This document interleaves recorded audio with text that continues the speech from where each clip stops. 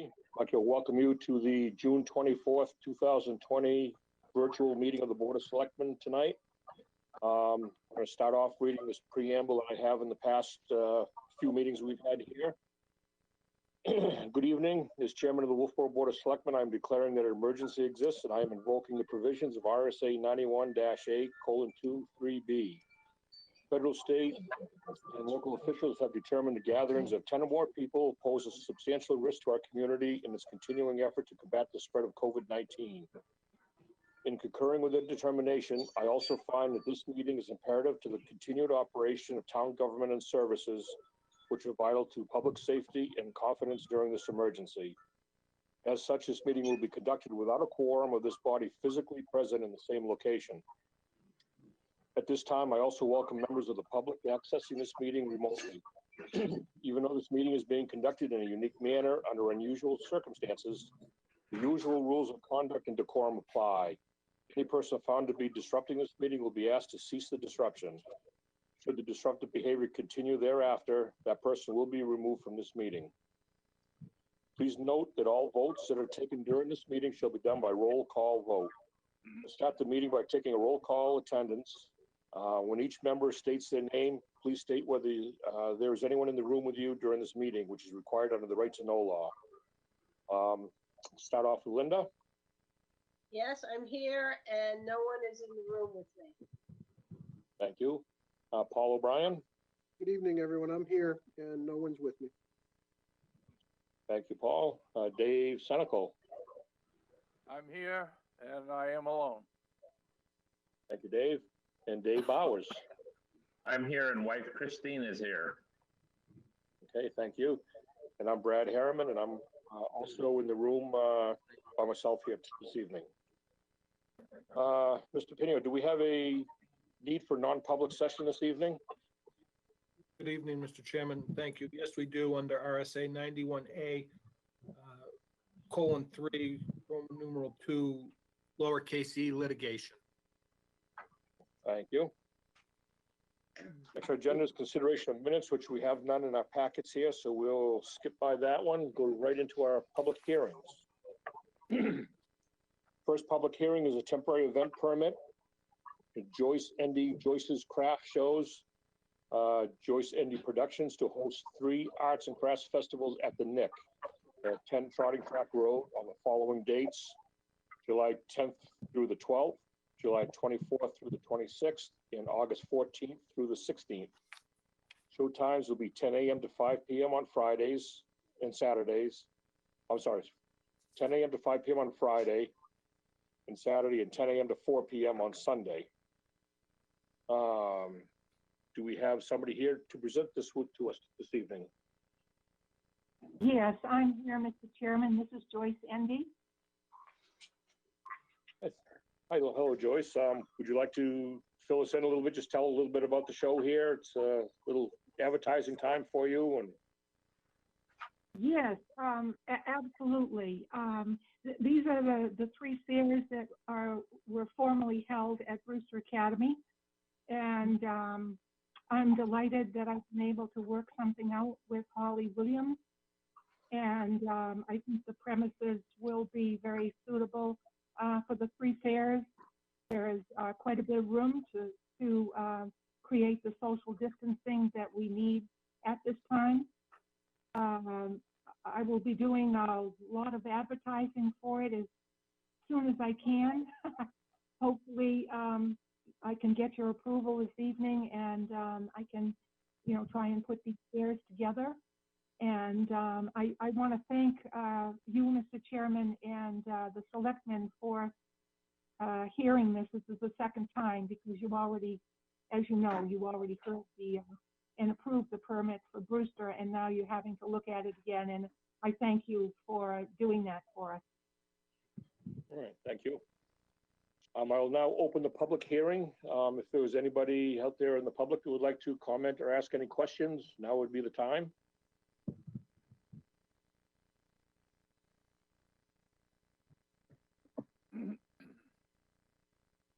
Seeing we have no public input here on this, I'll close the public hearing. Board members, do we have any questions or comments? Brad? Linda?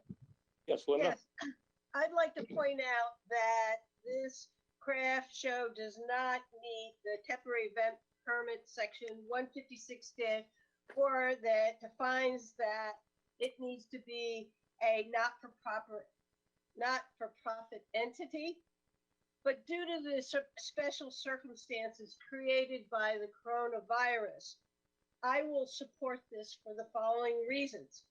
The Board of Selectmen had already approved this event at Brewster Academy prior to Brewster Academy closing its campus for the summer. The town of Wolfeboro has had to cancel almost all its events, and many nonprofits have canceled their events also. I believe that it is in the best interest of the residents and guests of Wolfeboro to have open space events to go to this summer. But I believe this permit should be granted with the condition we did it because of the COVID-19 pandemic. So people realize that we're not going to just allow businesses to hold events if they don't have a not-for-profit entity to support them. Okay, thank you, Linda. Thank you. Any other board members have comments or questions?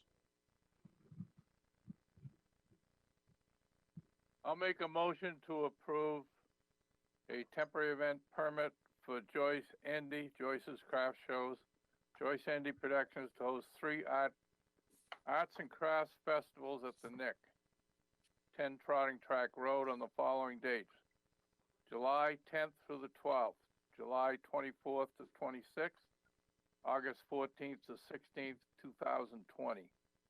Show times will be 10 a.m. to 5 p.m. on Friday and Saturday, 10 a.m. to 4 p.m. on Sunday, contingent upon the following governor's orders regarding COVID-19 guidelines. And Dave, would you add that this is done because of the COVID-19 pandemic? Yes, that's fine. And Second. then I'll second it. Oh, I beat you to it. Okay, I'll give it to you, Paul. Okay, thank you. We have a motion and a second on the floor. Do we have any other discussion? Seeing none, we'll have a roll call vote. Linda Murray, Yes? Paul O'Brien, Yes. Dave Senical, Yes. Dave Bowers, Yes. and Brad Harriman votes yes also. Okay, thank you, Joyce. Good luck with that. Thank Thanks, Joyce. Thank you. Okay, our next public hearing is also for a temporary event permit. The Wolfeboro Children's Center to host a family walk bike ride on July 11th, 2020 from 9 a.m. to 11 a.m. to search for ferries along the Bridge Falls path with their families. No large group gatherings. Do we have somebody from the Children's Center that would like to present this to us this evening?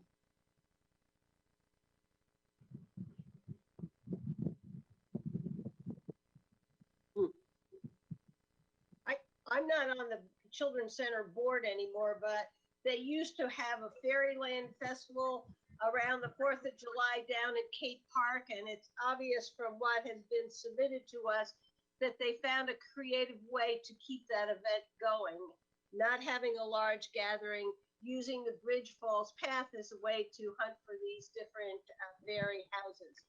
So it sounds like a great alternative.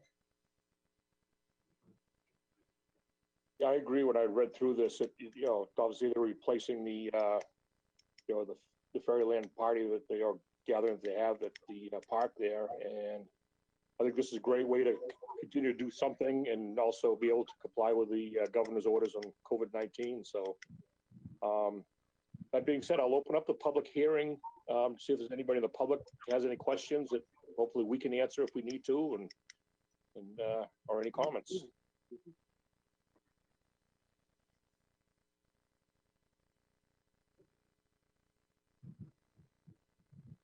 Seeing there's no public input out there for this event, I'll close the public hearing. Board members, do we have any comments or questions or We want to go right into a motion.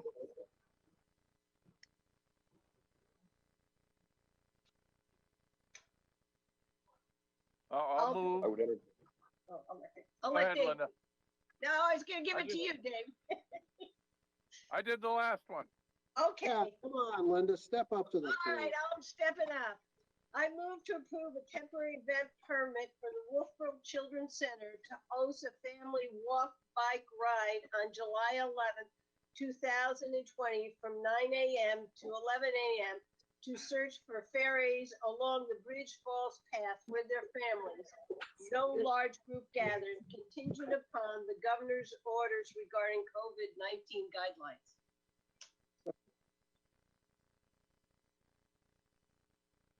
I'll second we have, that. okay, we have a motion and a second. Any other discussion? Hearing none, we'll do a roll call vote. Linda Murray, Yes? Paul O'Brien, Yes, Dave Senical, Yes. Dave Bowers, Yes. and Brad Harriman votes yes also. Okay, one more public hearing. This is for the Wolfeboro Historical Society to host antique and craft markets at Clark Park, 233 South Main Street on the following dates: July 9th and 23rd, August 6th and 20th, and September 10th, 2020, from 10 a.m. to 3 p.m., and to host walking tours at 10 a.m. on July 11th, July 25th, August 8th, and August 22nd, 2020. A historical figures tea on September 13th, 2020, rain date September 20th, 2020. And I think we have somebody here that would like to present this to us. It's us. That's right. Okay, yes, here we are. We have two people. We'd like to make a little change. The event is going to be held in the garden area of Clark Museum, not in the field. It's not going to be in the park. It will be on the grounds of Clark Museum. Within the Okay. fence area. Okay. Would you like to tell us a little more about the event and stuff, or? Well, we've had a few of them in the past. We have local craftspeople and local antiques dealers who rent a table and they sell their wares.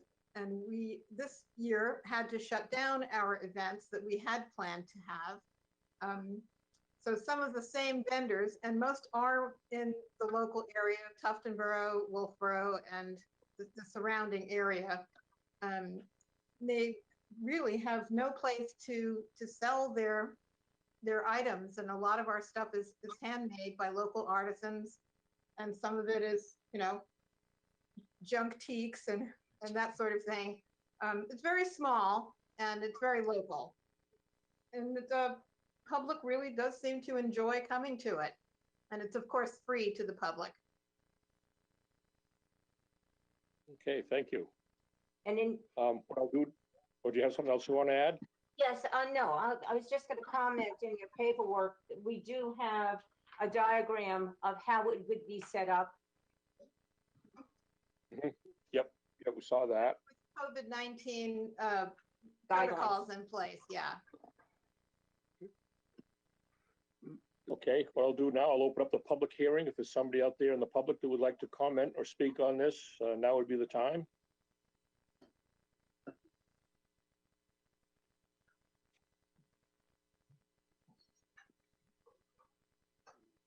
Hearing none or seeing none there, I'll close the public hearing. Mr. Chairman, I do have a letter that we should probably read in from a I citizen. was just going to mention that. I saw that email come by, so if you'd like to read that, I don't have it right in front of me. Would you Yep. want to read it in? I will read it in, Mr. Chairman. Hi, Jim. I just saw the minutes of tonight's meeting and want to notify you that I am opposed to the Antiques Craft Fair requested by the Historical Society for the 5 upcoming dates at Clark Park. My reasons are the same as in the last letter dated regarding the crafts fair request, and particularly for the reasons that I feel any type of activity like this is a violation of the deed restrictions at Clark Park. Also, the 5 dates requested are Thursday afternoons, which would conflict with the farmer's market at the park, which would make quite a traffic problem. Thank you, Bob Tuffer. I can address some of those concerns. We actually notified, we went to the farmer's market, the head of the farmer's market, and asked if they thought that it would be an issue. And they said that they really didn't see that it would be, because they have people coming in and out and staying for relatively short times. We are nothing like the craft fair at the Nick. We are not that big. We might have 10 or 12 tables at the very most. We're not professional craft people who go from place to place. It's really a kind of a homespun event. I don't anticipate big parking issues. The farmer's market, we're happy to share we deliberately chose Thursdays, and we didn't pick every single one, just a few Thursdays this summer, just to kind of see how it went.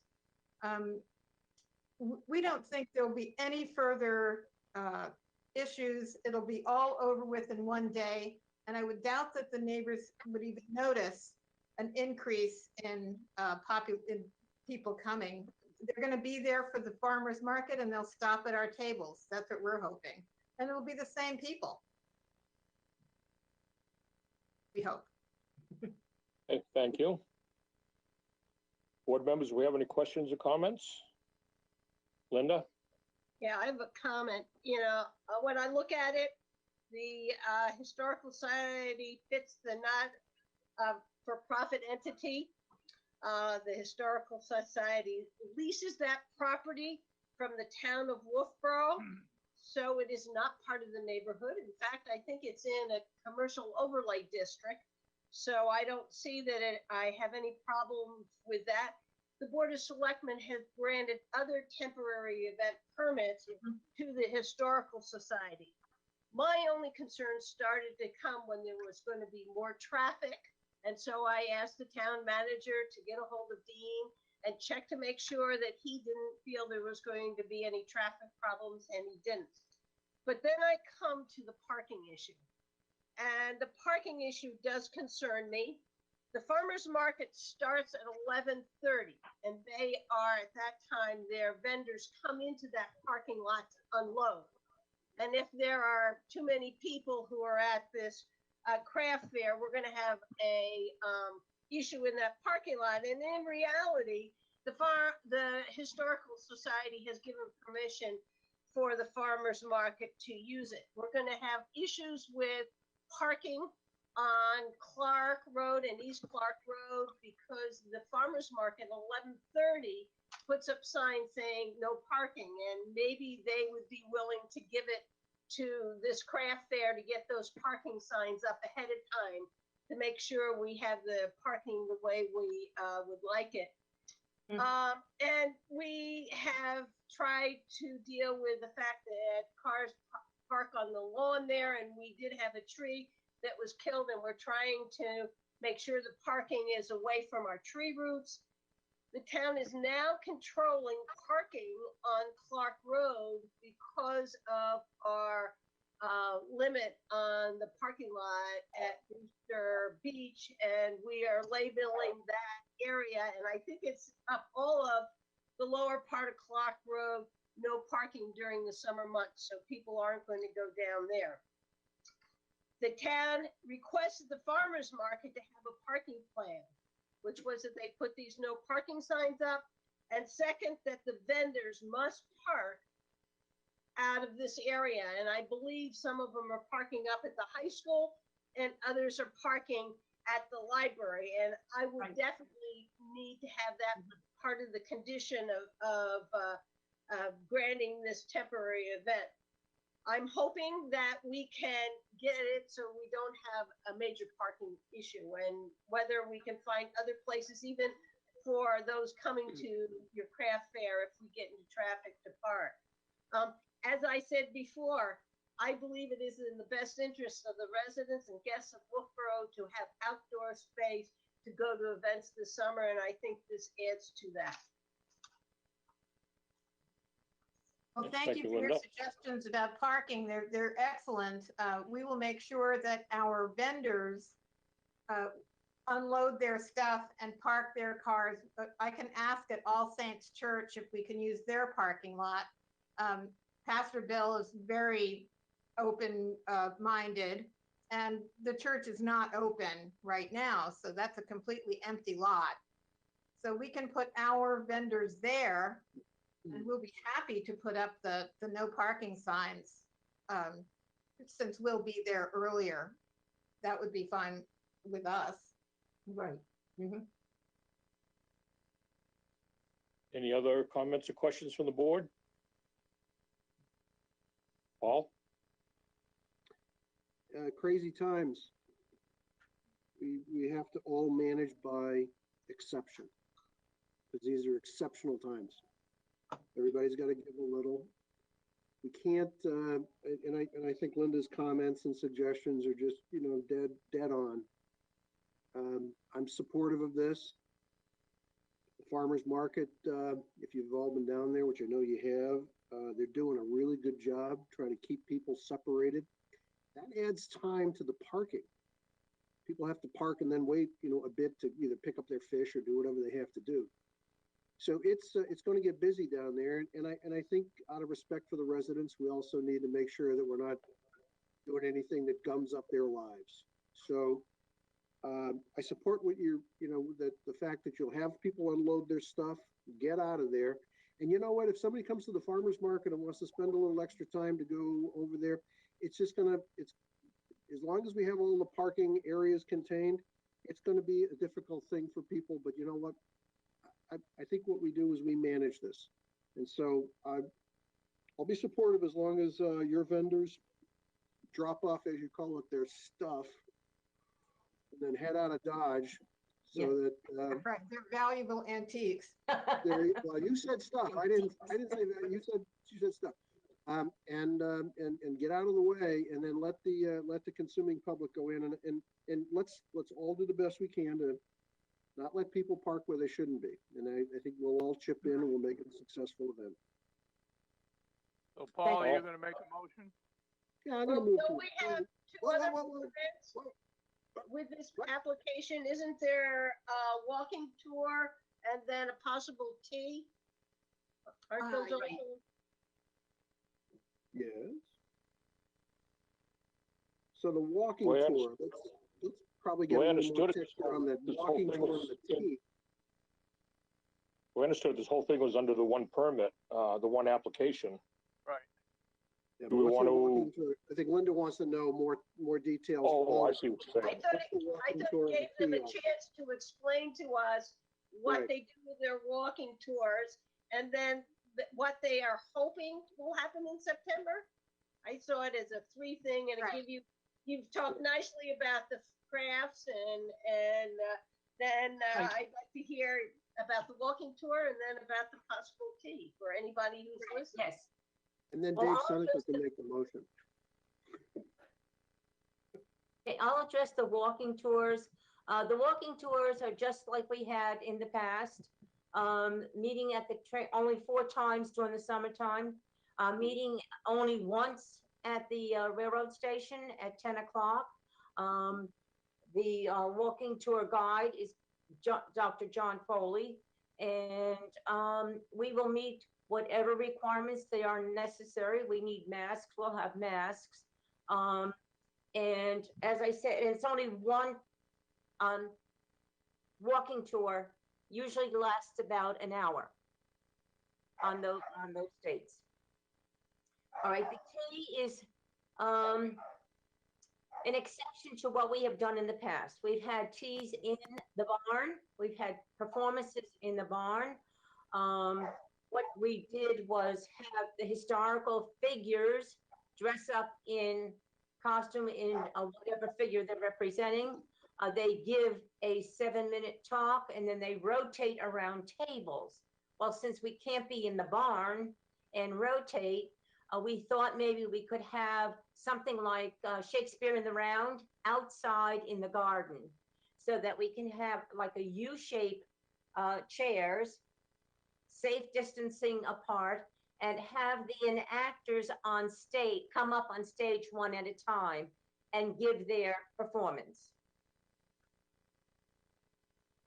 Thank you. Sounds interesting. Again, Brad, Okay, Paul, are you gonna make a motion?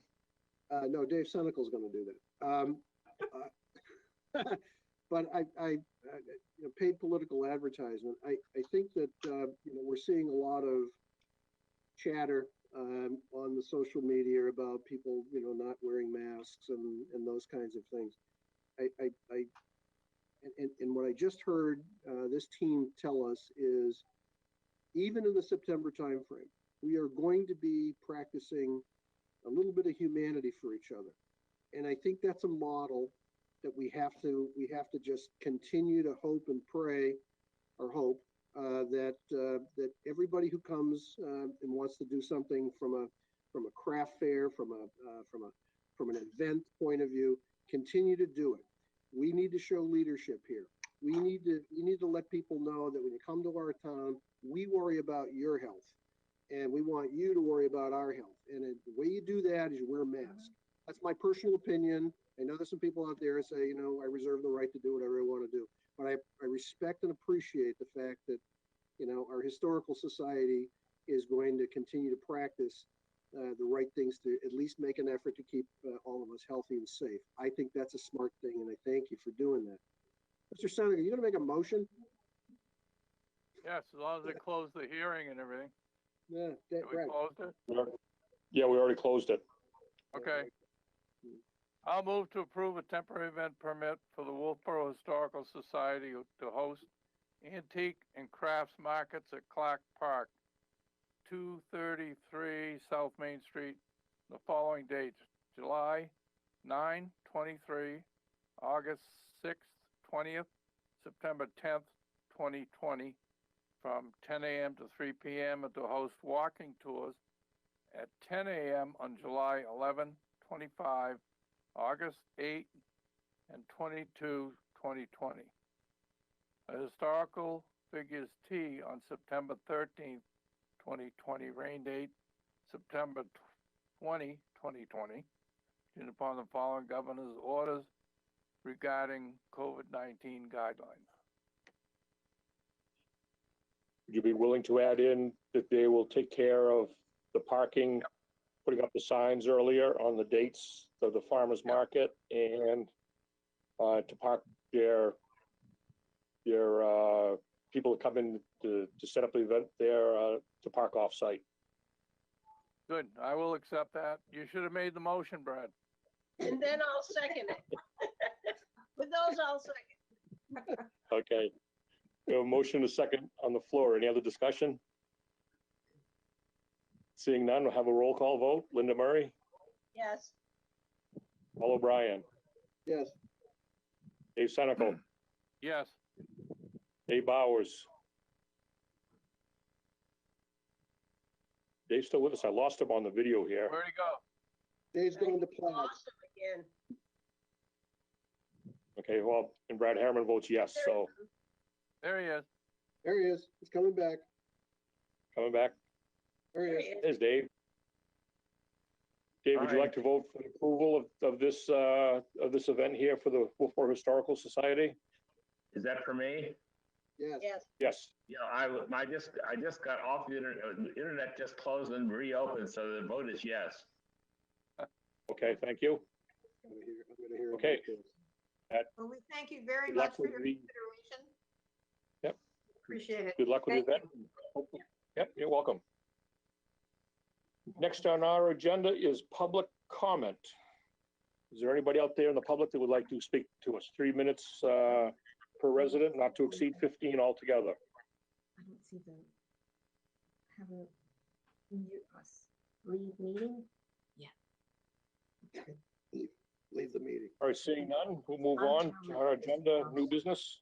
It's right on it. approval, for the Robert Spear to have a dumpster Mass Landing on 7/6 from 7/6 through the 11th on 2020.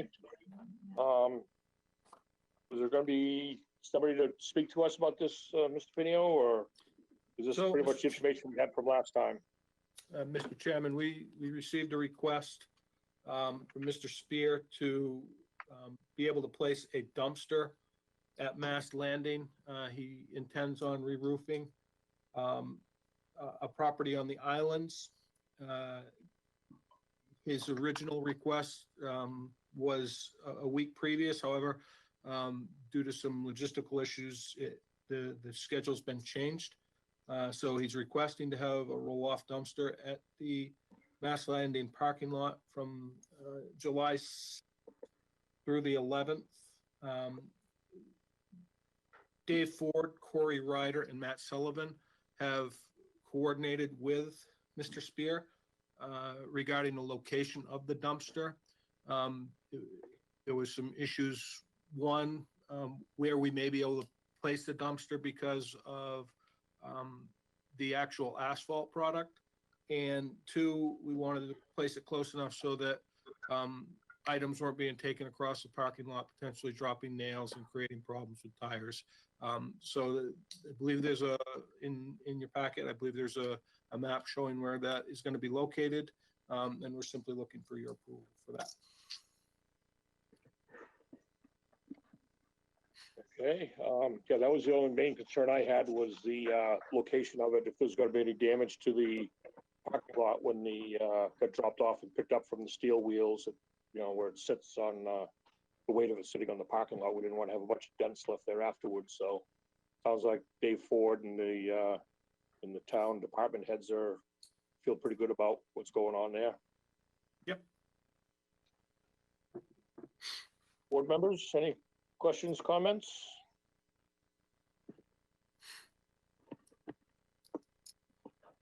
If not, I'd entertain a motion. I move to approve Robert Spears to place a dumpster at Mass Landing at the site approved by the town team from July 6th through July 11th, 2020. Second.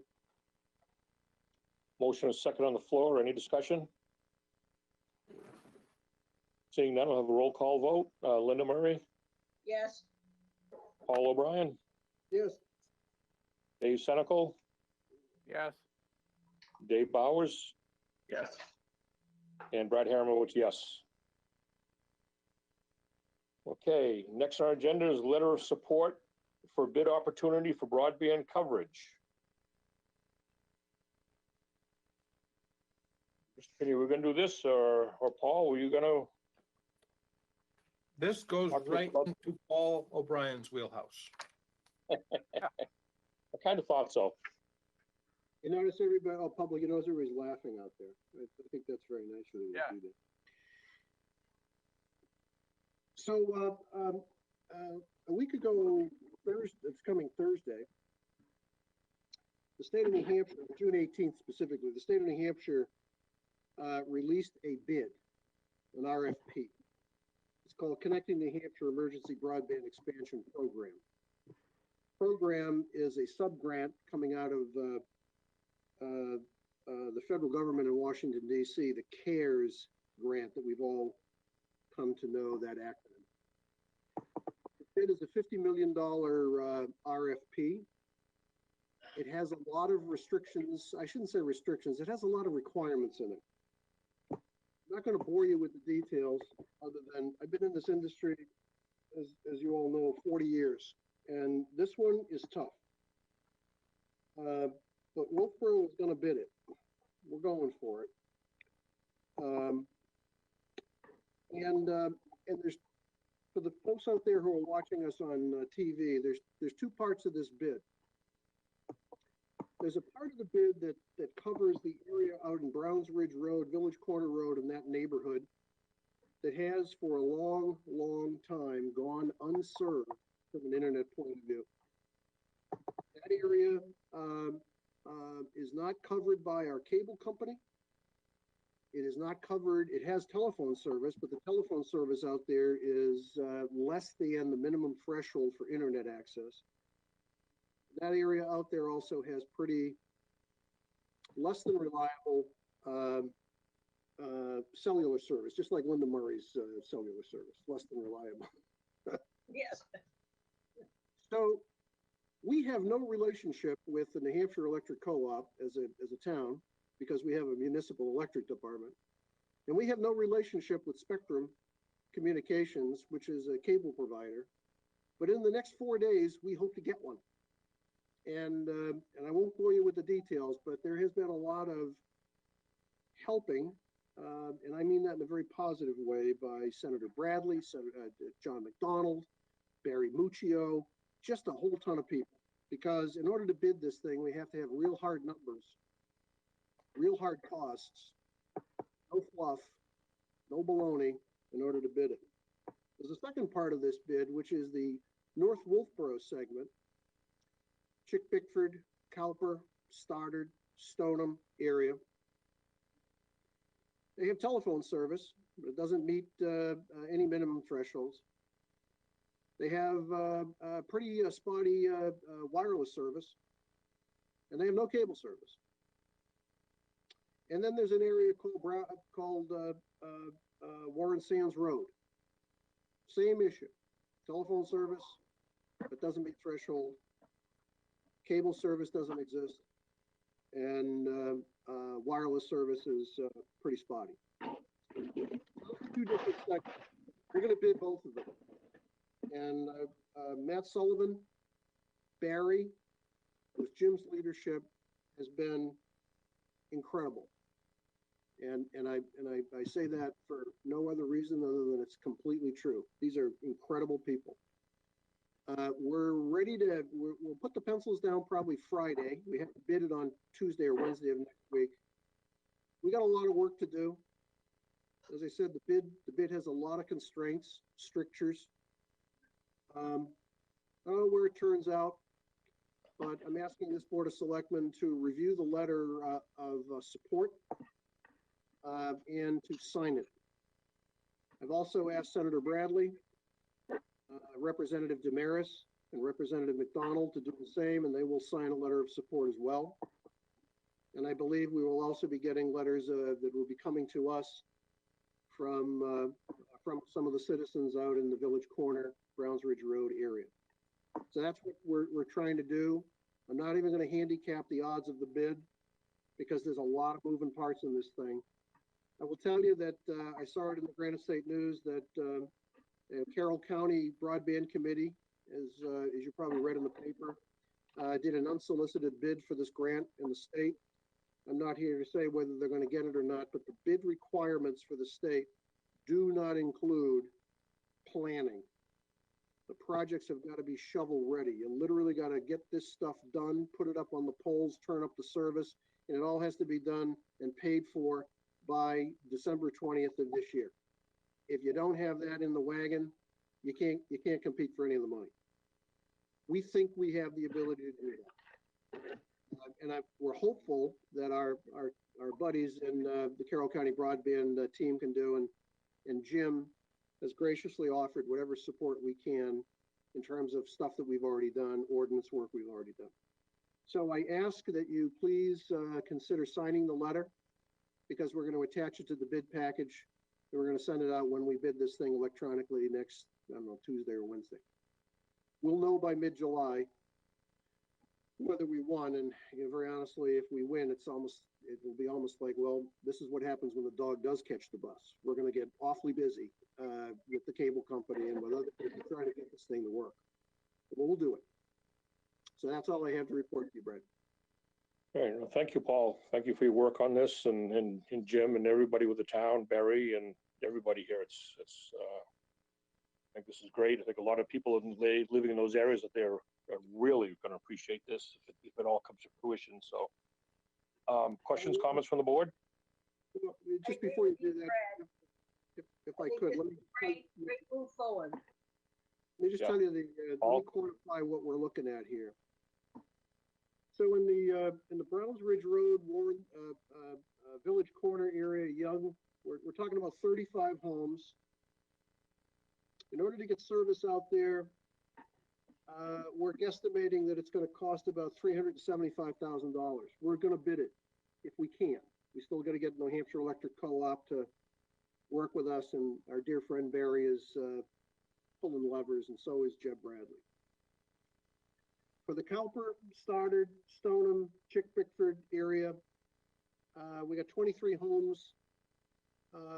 We're gonna be running, or the cable company would be running about 3.5 miles of fiber.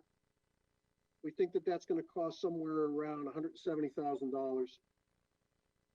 For the Warren Sands Road, 17 homes, we think that's probably gonna run somewhere around $40,000. Total bid cost, if we bid the whole thing, is $587,000 for the bid. We're working with the state right now to figure out if we can make 2 separate bids. Bid with Spectrum and the New Hampshire Co-op for the Warren Sands piece, and then bid with Atlantic Broadband for the inner Wolfeboro piece. There still are gonna be some homes in our town, North Wakefield Road particularly, that continue to go unserved. And the engineering work in order to be done, in order to get this bid done, made it literally impossible for us to figure out how we could serve them. And it's not for lack of trying, but we're not gonna be able to serve them right now, but we're gonna continue to prosecute everything we can to serve them. So apologize for adding more texture to it, but that's kind of what we're dealing with. All right, thank you. All right, thanks. Any other comments from the board? Brad, do you want a motion that we sign the letter? I would- Is that- I would love a motion to that effect. I move that the Board of Selectmen sign the letter to Governor Sununu's Office of Strategic Initiative to address our cable situation that Paul has just explained. Best way out. All that stuff. Kind of that, yeah. All that stuff, yeah. Do I have a second for that? Second. Okay. Any other discussion? Have a roll call vote. I'm gonna go backwards this time. Dave Bowers, Yes. yes. Dave Senical, Yes. Paul O'Brien, Yes, and Linda Murray, Yes, and Brad Harriman votes yes also. thank you, everybody. Thank you again for working on that. Now, is that a letter, Mr. Pino, is that gonna be a letter that'll get drafted and you wanna have the original signatures on at the town hall at some point? The letter is drafted. It is at Town Hall. I believe Amy has it on her desk. So if you guys could certainly make it to Town Hall before Monday would be fantastic. Okay, thank you. All right. Next on our agenda is other business. Do we have any other business this evening? Shouldn't be much out there. We're meeting every week for I don't know how long now, so Seems like. we should be running out of business. We do have committee reports. I thought we were gonna, I didn't see that at first here, but we do have committee reports, so we quickly go through that. hey, Linda? why don't we just table it till next time? Yeah, That's a good idea. move to table until next time. I'll second that. Okay. Town manager report, same thing, or you have something you'd like to report to us tonight, Mr. Pino? No, I've been working diligently with Paul on this grant when it came out, and I got to tell you, the people that work in this town are something else, and very fortunate to have the group of people that we have. So I'm all set, sir. Amen. I'll second that comment. Mhm. Okay, questions from the press. Alyssa, do you have any questions for us this evening? No, I don't. Thank you. Okay, thanks. Our next session of public input. Anybody out there wish to comment with us again this evening?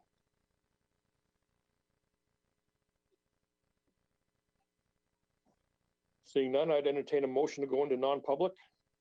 So moved. Second. Second, Motion is second, go to non-public. Do roll call vote. Linda Murray, Yes, Paul O'Brien, Yes, Dave Senical, Yes, and Dave Bowers, Yes. and Brad Herron votes yes. We'll see you in the other meeting room.